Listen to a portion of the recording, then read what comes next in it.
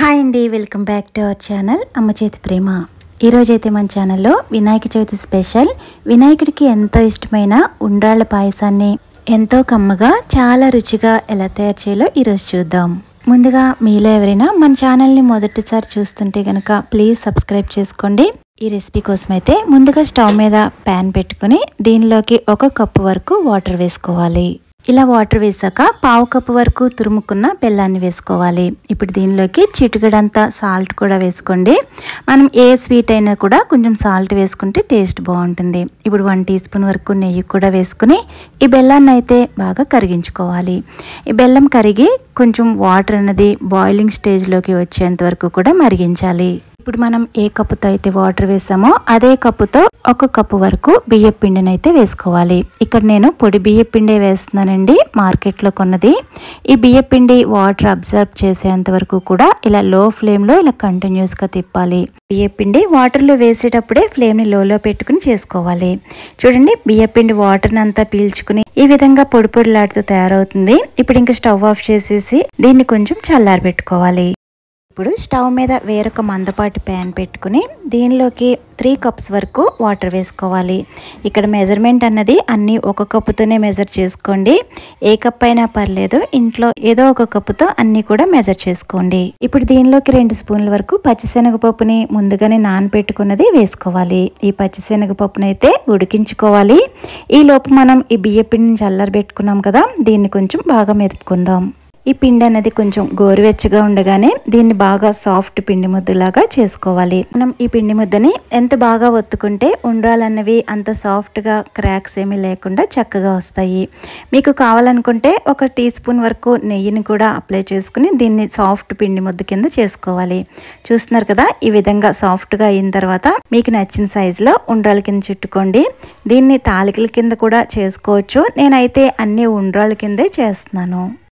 చూడండి, నేను ఇక్కడ ఒకటి చుట్టి చూపిస్తున్నాను. చూడండి, ఎటువంటి క్రాక్స్ లేకుండా ఇంత సాఫ్ట్గా ఉండాలి. ఇంత సాఫ్ట్గా ఉండాలంటే అన్నీ కూడా నేను చెప్పినట్టు కొలత ప్రకారం చేస్తే ఇలా ఈ విధంగా సాఫ్ట్గా వస్తాయి. చూడండి, మనం పచ్చిశనగపప్పుని స్టవ్ మీద ఉడికించుకుంటున్నాం కదా, ఇది ఉడికిందో లేదో ఒకసారి తీసి చూద్దాము. చూడండి, చక్కగా పచ్చిశనగపప్పు కూడా చక్కగా ఉడికిపోయింది. ఇప్పుడు మనం తయారు చేసుకున్న ఈ ఉండ్రాల్ని దీంట్లో యాడ్ చేసుకుందాం. ఉండ్రాల్ని కొంతసేపు వాటర్లో ఉడికించుకోవడం వల్ల ఇవి కొంచెం సాఫ్ట్ అవుతాయండి. ఇవి ఉడకడానికి కనీసం 10 నిమిషాలన్నా టైం పడుతుంది.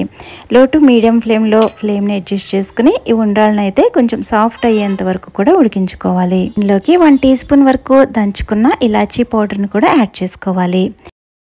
చూస్తున్నారు కదా, ఫ్లేమ్ని మీడియంలో పెట్టుకుని మధ్య మధ్యలో కలుపుకుంటూ ఈ ఉండ్రాలను అయితే ఉడికించుకోవాలి.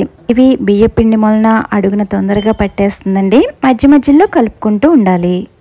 ఇప్పుడు ఒక బౌల్లోకి 2 టేబుల్ స్పూన్ల వరకు బియ్య పిండిని తీసుకుని ఒక 3-4 టేబుల్ స్పూన్ల వరకు వాటర్ వేసి ఈ కన్సిస్టెన్సీ వచ్చేంత వరకు కలుపుకొని దీన్నైతే రెడీగా పక్కన పెట్టుకుని ఉంచుకోవాలి. ఇక్కడ నేను ఉడికించి 10 నిమిషాలు అయిందండి. ఒకసారి చెక్ చేద్దాము. ఒక ఉండ్రాన్ని ఇలా తీసి కట్ చేసి చూద్దాము. ఇలా సాఫ్ట్గా కట్ అయితే ఇది చక్కగా ఉడికినట్టు. ఇప్పుడు ఇంకా దీనిలోకి మనం బెల్లాన్ని యాడ్ చేసుకోవాలి. ఇక్కడ కొలత అన్నది 1 కప్పు బియ్య పిండికి 1 కప్పు బెల్లం అయితే కరెక్ట్గా సరిపోతుందండి. ఇలా బెల్లం వేసిన తర్వాత బెల్లం వాటర్లో బాగా కరిగేంత వరకు ఇలా స్పూన్తో ఒకసారి కలపండి.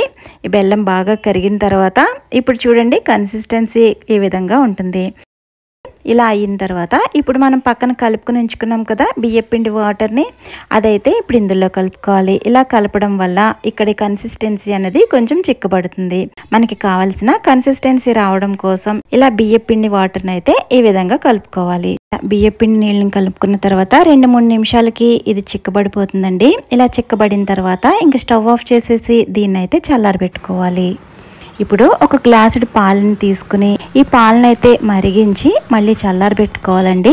చూడండి, ఇక్కడ కన్సిస్టెన్సీ పూర్తిగా చల్లారిపోయాక ఇలా బాగా దగ్గర పడుతుంది. ఇప్పుడు మనం కాచుకుని చల్లారబెట్టుకున్న ఈ పాలను అయితే దీంట్లో యాడ్ చేసుకోవాలి. ఇలా పాలు చివర్లో యాడ్ చేయడం వల్ల పాలన్నవి మనం ఇక్కడ బెల్లంతో చేస్తున్న వలన ఇరిగిపోకుండా ఉంటుంది. అంతేనండి, వినాయకుల వారికి ఎంతో ఇష్టమైన ఉండ్రాళ్ళ పాయసం అయితే రెడీ అయిపోయింది. నేను చెప్పిన ఈ కొలతల్లో ఒకసారి మీరు కూడా ట్రై చేయండి. చాలా అంటే చాలా చాలా టేస్టీగా వస్తుంది.